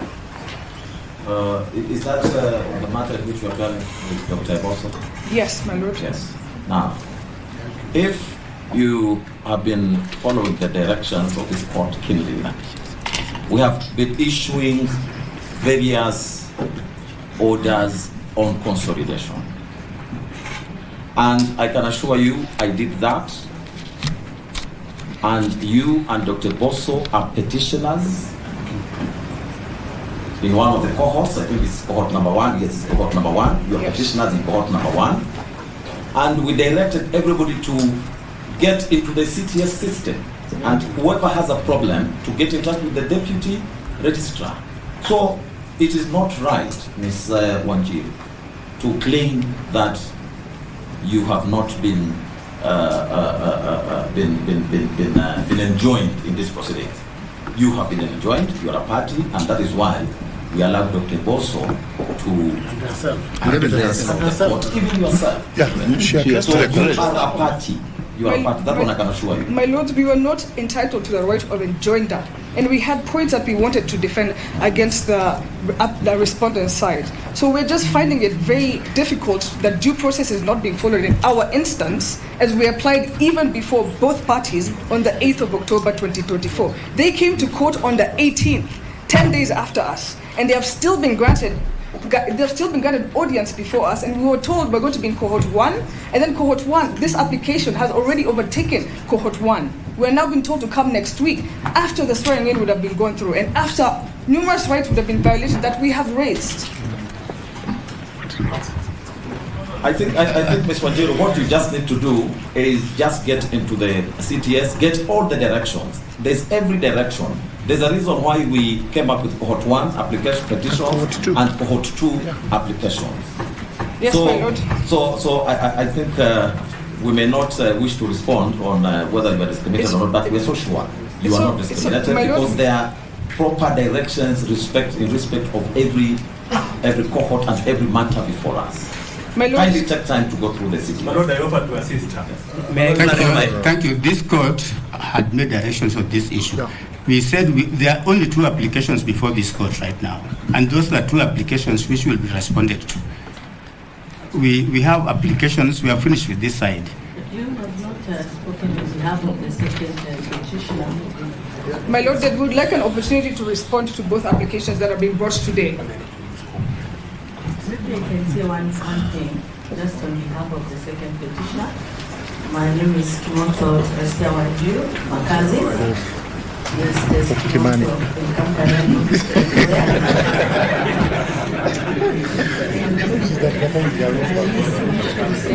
You're joking. We welcome the however, there's some bits that we feel aggrieved and we wish to appeal. And therefore, as we do the notice of appeal, we're praying that we are in support of the issue for injunction, no the issue for stay, which the court may say it's a legislative order, but we are saying pending the time we do the appeal, at least the status quo be maintained. And also we wish to say that there was an issue that the court of appeal today dismissed an application for stay. That is not true. We were told to serve, but we were not all served, and that's the reason why we were given another date. So therefore, we are in support of these 2 applications that have been made today. Let's continue also. Yeah. Mr. Dr. Bosso. Yes. Please sit down. Please sit down. My lord, this court. Please sit down. Please sit down. Will I be given a chance to speak? Please sit down. Give it to Wanjiku. Let her talk. Yes, my lord. As a young woman, I'm under 35, my lord. I'm actually 35. I'm a youth and I have a disability. And we're the owners, I think, on the platform that check that we have a disability, my lords and my lady. Our constitution, Article 1.1, has to count for something. Because it was intended for us to come to court directly. Please respond to the application. Support. Make the application. Yes, my lord, I'm in support of the application. Most obliged. My lord, finally.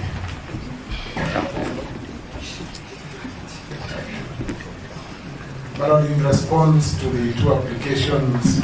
My lord, there are 3, not 2, actually 4. But they are saying the same thing. They say you had what to do. There are 2. Yes, my lord, in response to the application by my learned friend, Mr. Ochel, future senior counsel, and my learned friend, Mr. Del Wanjiru, I wish to say as follows. My lord, number 1, the Matthew paper order sought by my learned friend fall on the basis of the following principles. Number 1, my lord, there is already an appeal that has been filed in the Court of Appeal, and an application for stay under Rule 5 to be filed, being application number 554 of 2024. The Court of Appeal is therefore seized of this matter, already seized of this matter. In those circumstances, my lord, a party can only apply for stay in the Court of Appeal. That's point number 1. My lord, point number 2, ordinarily, when a court delivers a ruling in a matter, the court becomes functus officio in respect of that particular matter. My Lord, that matter therefore, or the applications made are therefore res judicata in the sense that a determination has been made, and this court cannot go back and approbate and reprobate at the same time. You cannot demand an order and then purport to issue the order again. Point number 3, my Lord. My Lord, rules 23 and 24 of the Mutunga rules as presented before you, together with an application by my learned friend on substantive issues touching on actions that may be undertaken subsequent to this, including, my Lord, the qualifications of the Deputy President nominee, Kindiki, can only be brought to this court, my Lord, through one, either a new petition and a new application, or two, my Lord, through an application for review. The only avenue that Mr. Ndego can bring all the issues that he has spoken to this afternoon are application through review. No application for review or setting aside has been filed before this court by Mr. Ndego. And therefore it is inconceivable, my Lord, that this court would entertain the application brought on several grounds, my Lord, including grounds challenging the suitability or otherwise of the Deputy President nominee. My Lord, lastly, and because my learned friend will submit further, once a court has delivered a ruling, my Lord, the justice of the cause is that consequential processes can be undertaken given that there are no orders in place. And that is not for the court to be part of or to control. That is for other parties, probably not before this court, my Lord. My Lord, what you have done is dismissed the application of Conservatory. So that's a negative order.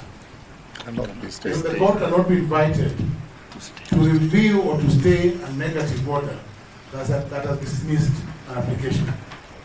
And the negative order again goes to the application by Kimodo and Company Advocates from Kerugoya, who has also sought to stay your orders. Yet, all that application had, my Lord, was for the former Deputy President to apologize, former underlined, to apologize to NIS. Surely, Kimodo, you can do better. My Lord, I'll invite my learned friend. You are protected, you are protected. This Kimodo and company. Yes, my Lord, my name is Mudhomi Fiankolu for the second interested party. I have listened very keenly to the two applications. Let's see what to say. And the issues for you to weigh in your mind are as follows. One, if the outcome they seek through these two applications was declined by the Court of Appeal, not yesterday, but today morning, can this court, being a court lower than the Court of Appeal, on the very same day be seized of an application that results in the very outcome? May I kindly bring it to your attention that counsel has a duty to this court to speak the truth. Being an officer of this court, being a doctor and a teacher of the law, he understands the duty that he has towards you and towards the law and the fidelity to the law. It is not true that an application was dismissed. It is true that parties were told to serve. So let's submit on the premises of facts and not the premises of presumptions and the intentions to mislead. It was declined. It was declined. Application for stay was declined. My Lord, I think it's an issue of semantics. I come from a community that is not an expert in the English language, but whatever you call it, the point is this. The effect of you granting either of the two applications would be to contradict a decision by the Court of Appeal today morning not to grant similar applications. Yeah. That cannot be denied in good faith. We are objecting to this obviously are misleading. I was before the court. Another application was made. My Lord, the Court of Appeal is a court of record. I don't want to belabor this point. Let me move to my next point. The Court of Appeal is a court of record, and I'm sure the court has access to that record. 2, my Lord, it is not like Kindiki was nominated yesterday or the day before yesterday. He was nominated several days ago. If the applications now being made were made in good faith, they should have made a formal application several days ago, which would have been on record, which we would have had the opportunity to respond to. You are now being invited by submissions from the bar without a formal application to grant some relief, supposedly on the ground that Kindiki is unsuitable. That cannot be proper, my Lord, especially when the nomination of Kindiki wasn't made yesterday or last night. They had notice for several days. If they have any issues with the suitability, they would have filed an application on that regard or even amended the applications we just determined, and they were granted that leave, and they didn't amend them. So surely it's an ambush for my colleagues now to stand up and start telling you Kindiki this, Kindiki that, and therefore stay, and therefore Madhu paper this and that. 2. Number 3, my Lord, what you're being asked to do is to flip-flop or to behave like a pendulum. My Lord, a pendulum moves from this end to the other end, but it never leaves the two extremes, so there is what I usually call motion without movement. The court has already read a ruling to us saying that it cannot issue a conservatory order that would have the effect of suspending any provision of the Constitution. You're being invited right now to do exactly what you have just told us cannot be done, and you're told the reason you should do that is because you're human and there is a possibility you're in error. Of course, there is a possibility, my lords, you're in error, but there is a court that exists to correct errors made by this court. You're being asked to embarrass yourself, to say just a few minutes ago that the conservatory order should not have issued in the first place, and then you're being invited to issue an order that would have the contrary effect. I think they are setting up the court for embarrassment. My Lord, there is a reason, there is a law which we all know because both the people in the bench and the bar are lawyers. And it is common ground that no appeal operates automatically as a stay of any decision made by any court. The reason that rule exists, my Lord, is so that whoever is desirous of an appeal can move the appropriate court, which they have done, and persuade that appropriate court to issue that stay. So they are telling you because there is a possibility you might be in error, therefore automatically, but the rule, if I understand it, is that no appeal, let alone an intention to appeal, can issue automatically. Lastly, my Lord, you have been told about a Madhu paper, a junction. I thought we were talking about conservatory orders, my Lord, because Munya told us injunctions are remedies in the realm of private law. They exist to protect personal private interests. And conservatory orders, which you just said cannot issue in the circumstances of this case, are the remedies available in public law for the ordered functioning of public agencies. And because, my Lord, I said this court has jurisdiction, if eventually you find that the Honorable Rigathi Gachagua was not lawfully impeached, this court has still confirmed it has a remedy. It can undo the entire process. Let us not detain you here, back and forth, flip-flopping, behaving like a bedlam. It is holding the court at ransom, in my view. Thank you.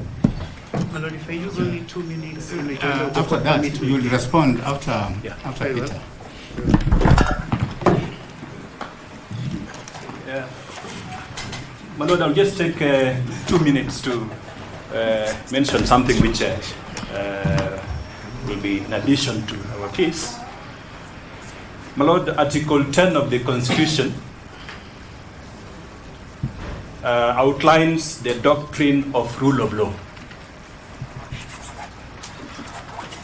My Lord and my Lady, the doctrine of rule of law anticipates that at some point controversies in the society, especially legal controversies or controversies related to the interpretation of the Constitution, will be determined by judges. And concomitant to that is the doctrine of finality of your decisions. And more importantly, the public policy in terms of consistency in judicial decision making. So, my Lord, my Lady, once you've made a decision, the expectation of the public is that you will stand by that decision, unless there are exceptional reasons for you to depart from that decision. Especially immediately after you've rendered your decision, it will undermine that doctrine of finality of judicial decision making. If you immediately depart from the decision without exceptional reasons, they have not put on record exceptional decisions to warrant that immediate departure, and the public expects that your decision will be enforced. Secondly, the doctrine of rule of law again operates in a complete way. John Locke in 1689 developed a concept in his treatise of government known as the concept of inalienable right, which informs our constitution. And one can mention here that judges have a right to be wrong. They say you have a right to be wrong. We have listened to your decision, and we believe that you are not wrong. The reason why conservatory orders cannot be continue is a heavy public interest reason of the need for the vacancy, for there to be no vacancy in the office of deputy president. And the Constitution does not anticipate that. So in conclusion, the provisions of Article 164.3, they are based on the way the rule of law works to model the fabric of the society. They have the right to appeal. My Lord, you have granted that right in your ruling. And from where we stand, we submit that they cannot, on this matter of immense public interest, where you've made a decision for them to seek, to make an application from the bar, to upset a decision which you have rightly pointed out is meant to fill a major constitutional gap in respect to vacancy. And lastly, the right to be heard. The right to be heard is very central. Mr. Ndeganjiru has made factual statements in this matter in his oral application. Again, given the immense nature of this matter in terms of public interest connotations, it is important that the respondents are given opportunity to specifically rebut the factual questions of law, the factual questions and some of the legal points that they are brought up. So in that case, if they really want to move this court, then we will submit that the proper way is to make a formal application so that we are hard on that question. Thank you. Your Lordship, the IEBC, the second application was directed at us. Everyone seems to have said something except the IEBC. And I just want to make two small points. Number one, as relates to the application by Mr. Ochieng Dati, my friend. First, Mabu paper was pre-2010 constitution. That is important for the court. It was a commercial matter relating to restitution. So it was a remedy in private law, not in public law.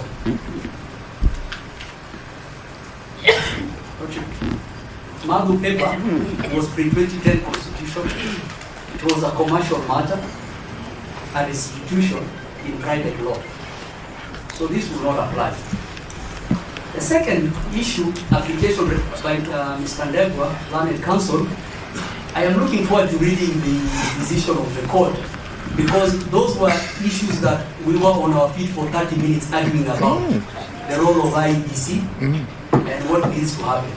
So already the court has made a decision on that, and likely the answer will be in the ruling that the court has already read. Third one, and most importantly, I want to point to the court the case of Eliud Matindi and two others versus the President of the Republic and the PSC, E084 of 2023. It is the CAS matter. And it feels almost like deja vu that Ochiel Dadi is here making this point. We lost that matter in the High Court. The court made a finding that the offices of CAS were not constitutional office. We were on our feet for a long time trying to urge the court to give us a Madu paper injunction. And the court said, if the issue related to constitutional compliance or constitutional infraction, as the court has already noted, that the position of the Constitution must remain operational from the decision of this court, then that injunction will not apply.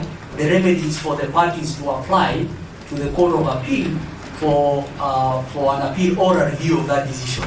So those three things can clarify those two issues for the court.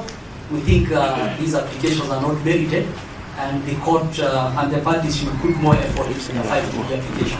Thank you.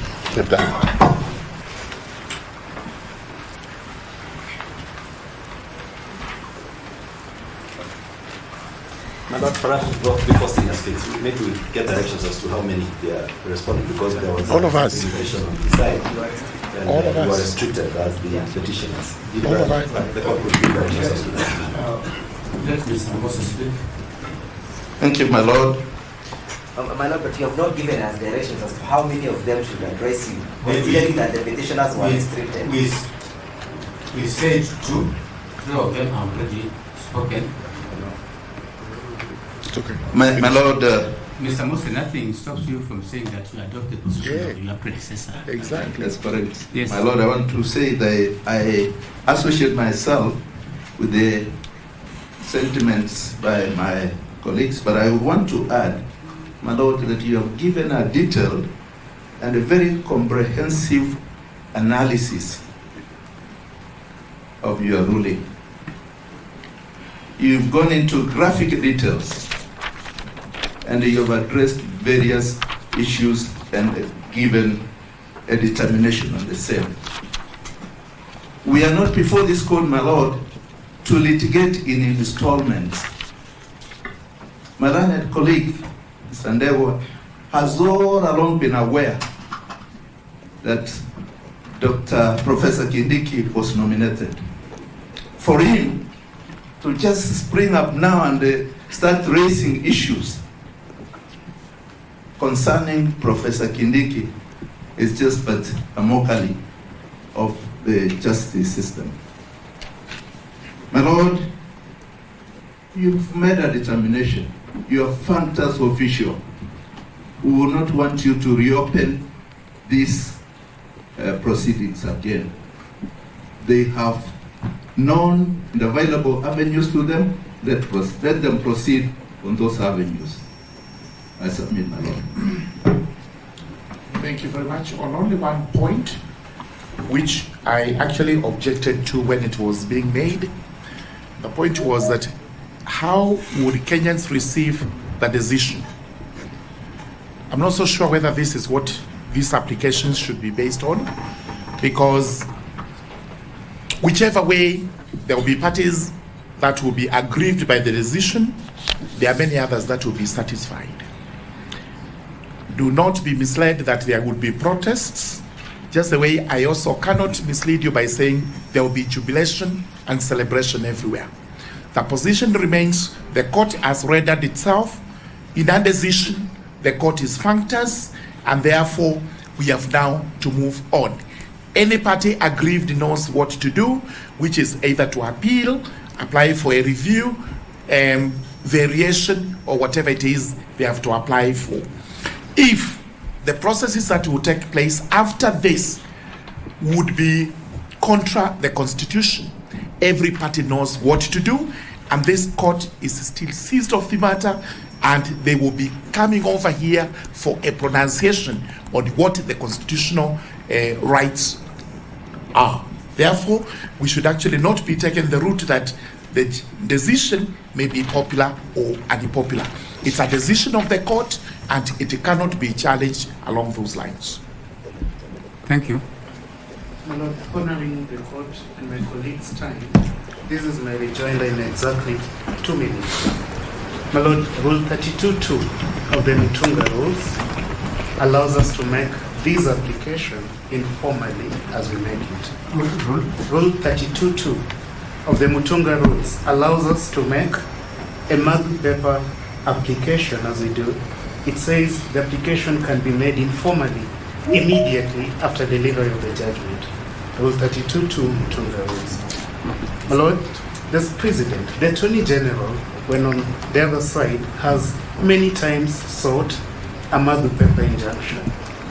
In the Finance Act litigation, where my friend Mr. Somane was present, Justice Majanja presiding, this court, in this rule, issued a Magu paper injunction. My Lord, on the last point, my lovely friend Mr. Ojenda sounds familiar with the Magu paper case. It's a Court of Appeal decision. I saw the first one, Bat versus Rent Tribunal, is one of the most cited cases on the question of stay. And in that case, the Court of Appeal said, my Lord, allow me to read, and then I'll sit down. There is no inconsistency in granting such an injunction, a Magu paper injunction, after dismissing the motion. The purpose of the order is to prevent the Court of Appeal's decision from being rendered nugatory. Should that court reverse the High Court's decision? Respondents concede that you could be wrong. There's human infallibility. The purpose of the request we make is to respect that issue. What if you're wrong?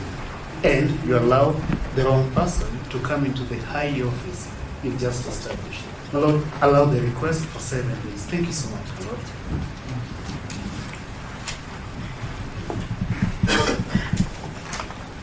And my Lord, may I just clarify that our application is distinct. We do not seek stay, we seek an injunction. Thank you. And I'm interested, in the event, my Lord, it's allowed, can we also move you again to remove it?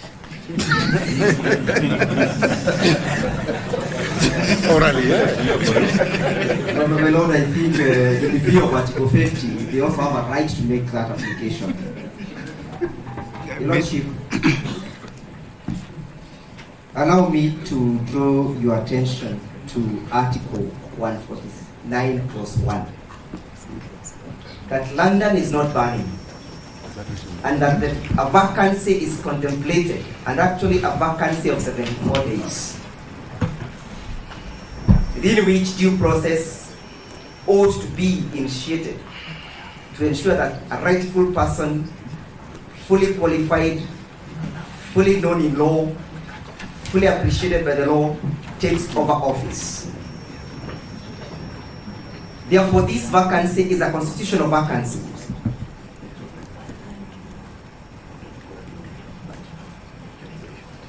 Further to that, Your Lordship, permit me to address you that this is a new application, and this application has not been determined.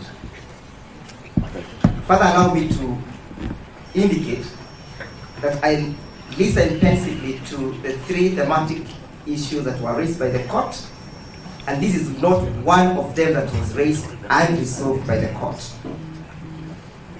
Finally, Your Lordship, we all have a duty to uphold the law and to defend the Constitution. On the 16th of October 1953, Fidel Castro had this to say in his defense, that history will absolve me. History will absolve the petitioners. That you have brought to your attention that you have the duty to protect the Constitution, that a person qualified should take over. I'll wait for the ruling. Finally, Mr. Somane has not addressed you on the qualification and the ability of a person to meet those qualifications under Article 99 and Article 97. He has not even told you that they are not applicable. If the court wants to say they are not applicable, history will absolve me. If the court wants to say that has no power to defend the Constitution, history will absolve me. If the court wants to pave way and mutilate this Constitution, history will absolve me. If the court wants to midwife an injustice, history will absolve me. I am most obliged.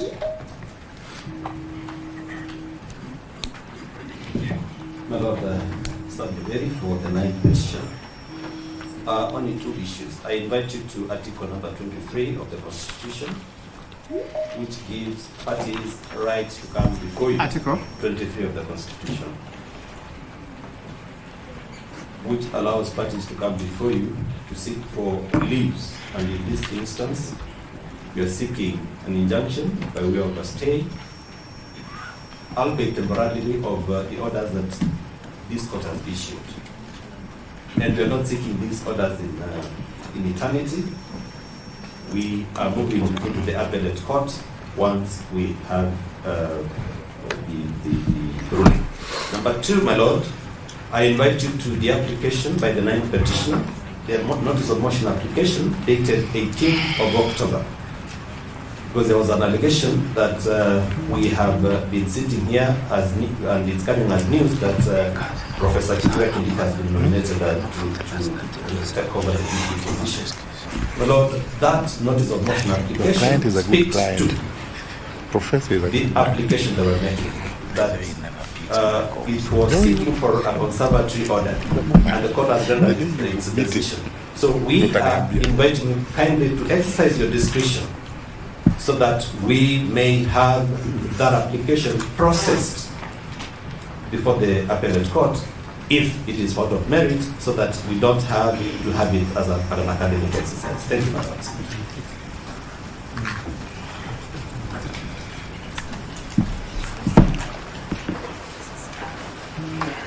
May it please the court.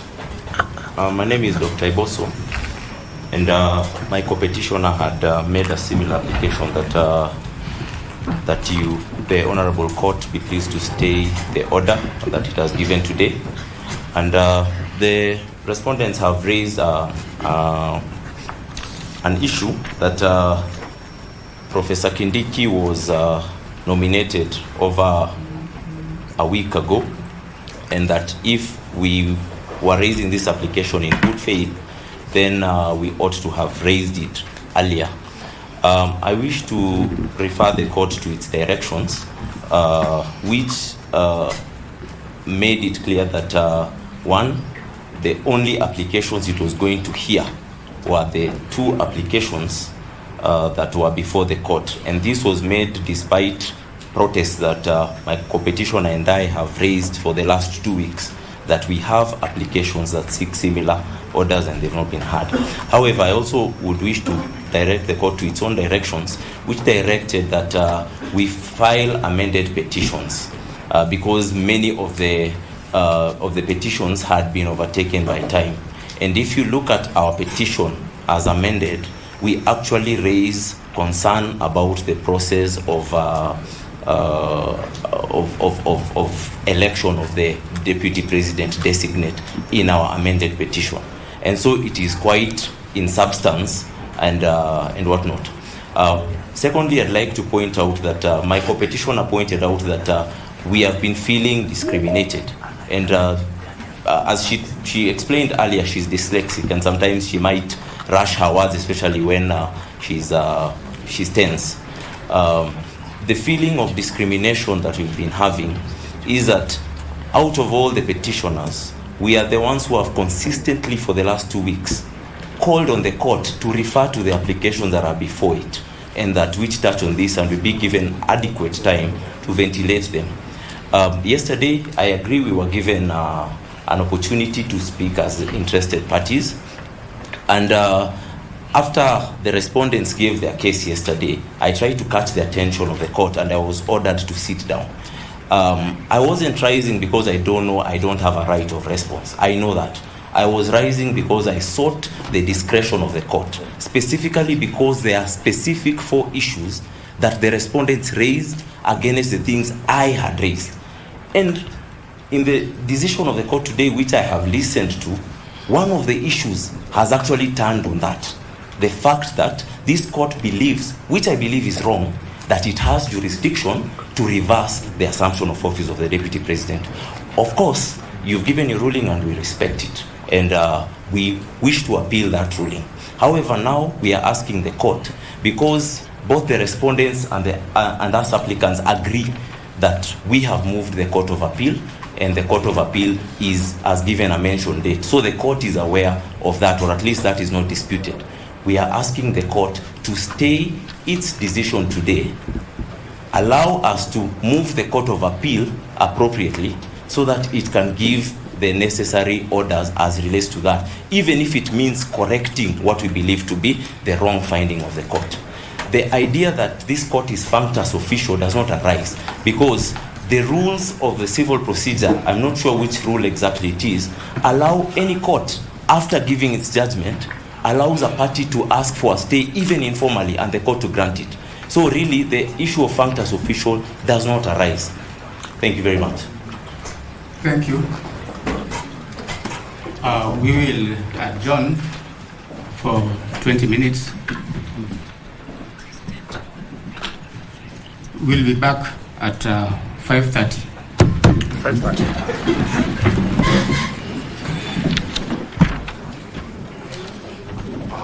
Kazi tu.